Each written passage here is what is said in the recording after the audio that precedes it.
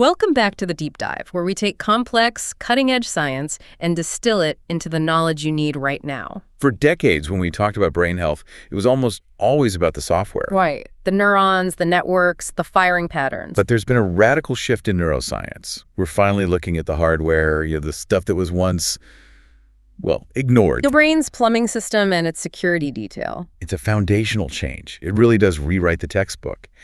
Our mission today is to unpack a major review looking at this new frontier. We're deep diving into two advances: the brain's unique waste clearance system and our completely revised view of CNS immunity. And what's so revolutionary here is the assumption it just completely overturns. I mean, for the longest time, the brain tissue itself, the parenchyma, was thought to have no lymphatic vessels. Right, none at all, which led to this decades-long belief in immune privilege. The idea that the brain was basically isolated from the rest of the body's immune system. That assumption was beautifully and fundamentally incorrect.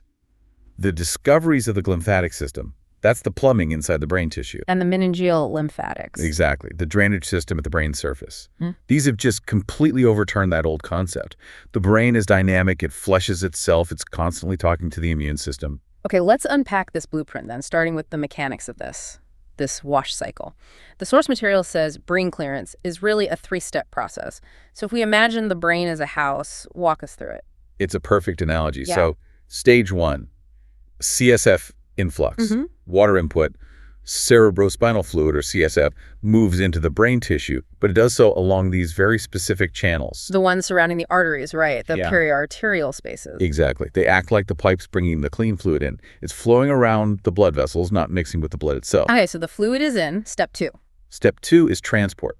The fluid sweeps through the brain's interstitial space, the ISF, and it's actively collecting metabolic junk, things like the proteins linked to Alzheimer's. And finally, it has to go somewhere. Step three, exit, or efflux. Yeah. The now waste-filled fluid leaves the brain tissue. The whole model, since it was proposed back in 2012, really hinges on this idea of bulk flow pushed along by the arteries. But how does that fluid actually get from the space around the artery into the brain tissue itself? It's so tightly packed. It needs a gateway. It does, and that's where our unsung hero comes in, the aquaporin 4 water channel, or AQP4. AQP4.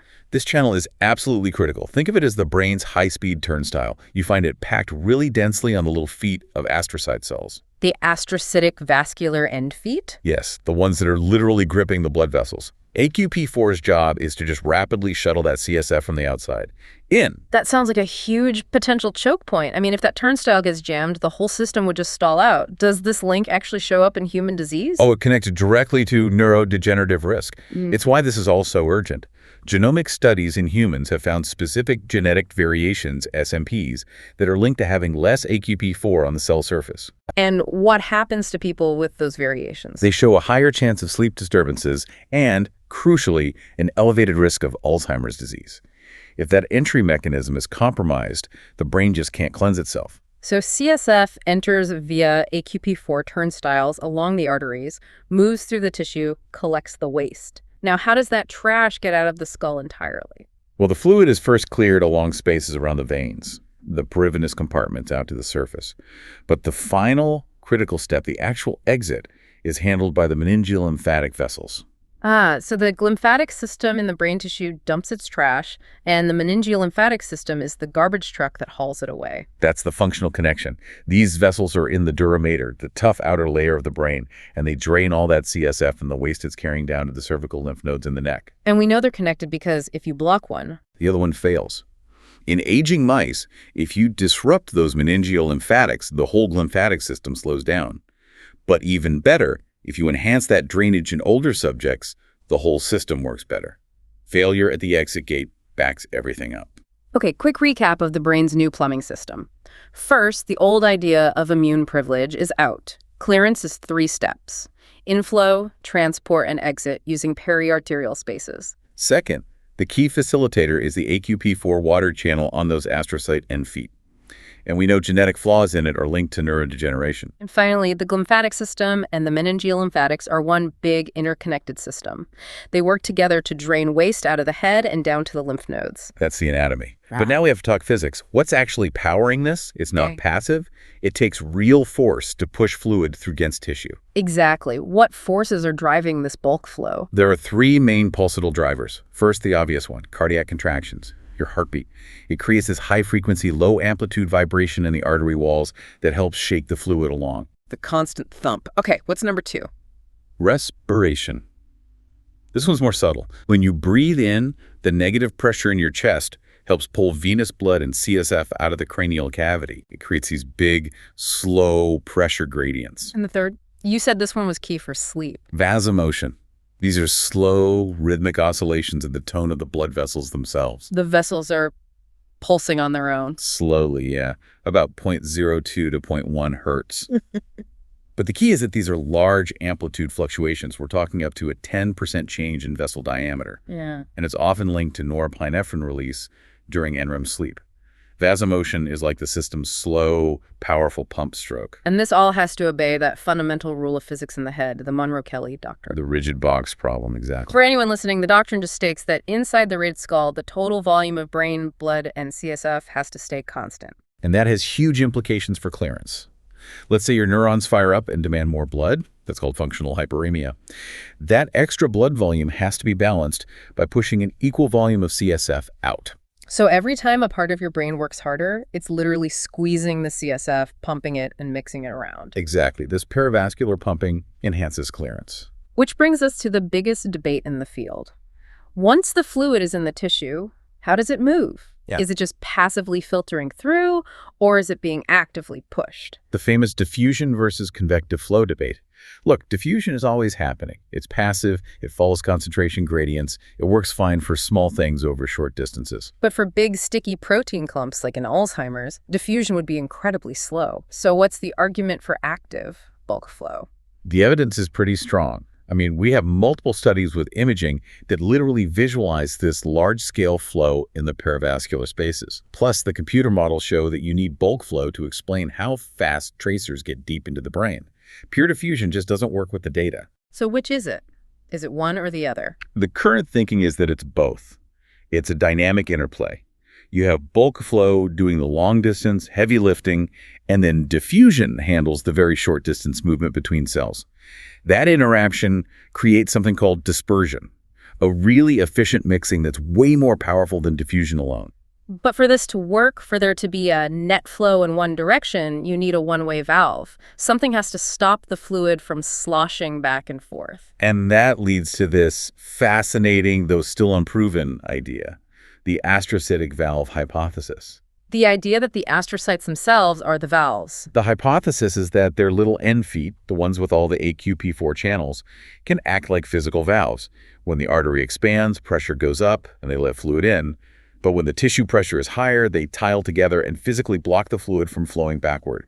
It would solve the problem of unidirectional flow. But it's still a hypothesis. It's a very compelling one, but yes, we're still waiting for that definitive high-resolution proof. That brings us to our next major theme, immunity and sleep. Because if the glymphatic system is moving fluid, it's not just carrying waste, it's carrying intelligence. Precisely. This is the physical link for brain border immune surveillance. Yeah. It's transporting brain-derived antigens, bits of cellular debris, potential threats out to the border tissues for inspection. And there's a layered security system. So inside the brain tissue, you have the microglia. They're like the resident police, right? Doing the initial cleanup? Yes, but they have a low baseline expression of MHC class II, which is the molecule you need to really show an antigen to the wider immune system. They're the first responders, but not the detectives. So who are the detectives? The ones at the checkpoints? Those are the brain-associated macrophages, or BAMs. You find them in the perivascular spaces and the meninges. And they're different from microglia. Very. They have much higher baseline MHC class II expression. They're primed and ready to present antigens like alpha-synuclein or beta-amyloid to T cells. And the dural macrophages in particular are described as highly efficient, professional antigen-presenting cells. They're gobbling up anything suspicious in the CSF and immediately shaping the adaptive immune response. So the fluid dynamics ensure the internal trash gets moved quickly to these border zones where the specialist immune cells are waiting to screen it. Okay, so speaking of getting rid of it, what are the final exit routes? It's complex, and it seems to depend on your physiological state. One key route that's been shown in humans is through what are called ACE points, arachnoid cuff exit points. ACE points. They're specialized spots around the big bridging veins that drain into the dural sinuses. We also know there are exit routes along cranial and spinal nerves, and of course, the big one we already mentioned, the meningeal lymphatics. And this brings us to the part that is really changing public health advice. The critical role of sleep and wakefulness. Why is sleep so important for this whole system? The difference is staggering. Glymphatic flow is massively enhanced during sleep, especially NREM or deep sleep.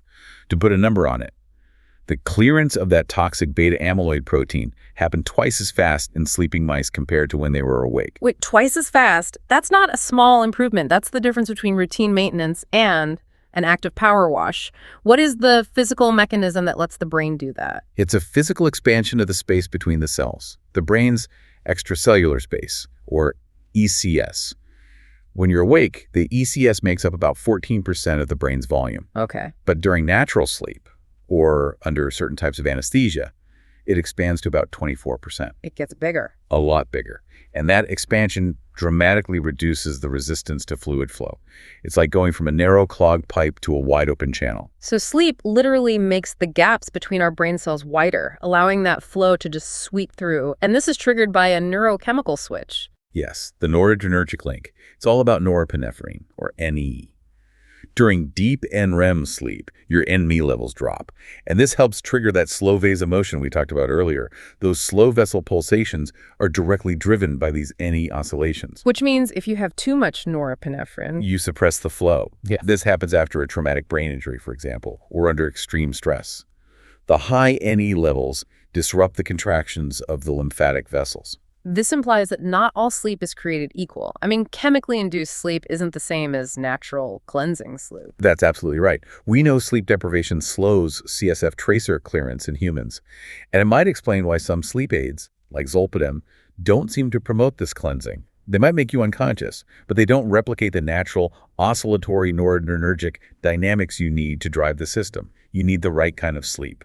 It's amazing how tied this is to our physiological state, but a lot of this research comes from rodent models. How hard is it to translate this to humans with our bigger, much more folded brains? Translation is the big challenge. I mean, humans have these large gyrencephalic or folded brains.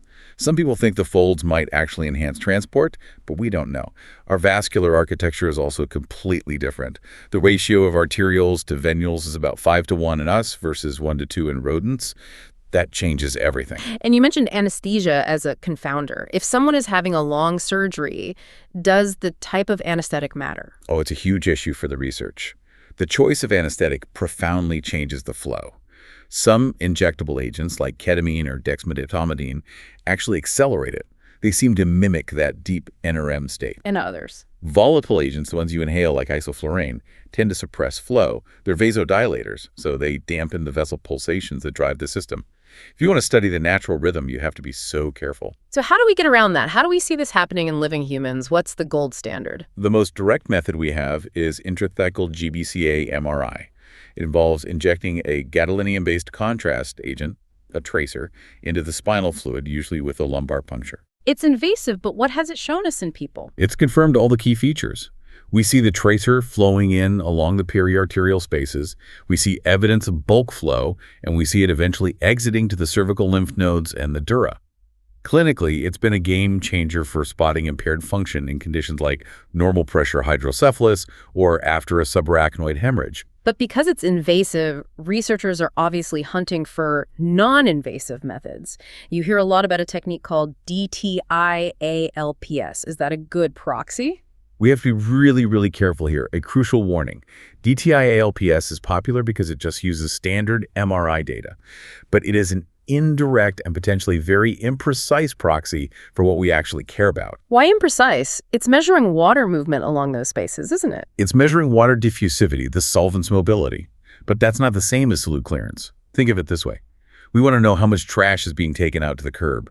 DTIALPS just tells us how fast the garbage truck is moving down the street. It's tracking the water, not the waste. We can't confuse fluid motion with efficient waste removal. That perfectly sums up this field. It's moving so fast. But despite all the debates, it sounds like there's some solid facts we can walk away with based on the consensus points in the source material.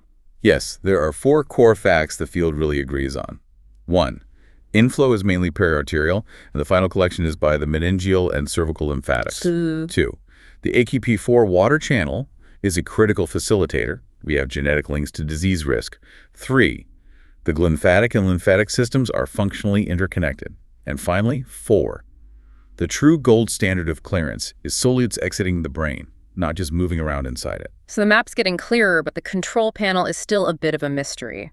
We still don't know if clearance varies by brain region or what the biggest driver of the sleep enhancement really is. Is it the neurons quieting down, the vascular dynamics, or just the fact that we lie down? Those are the urgent, unresolved questions driving the next decade of research.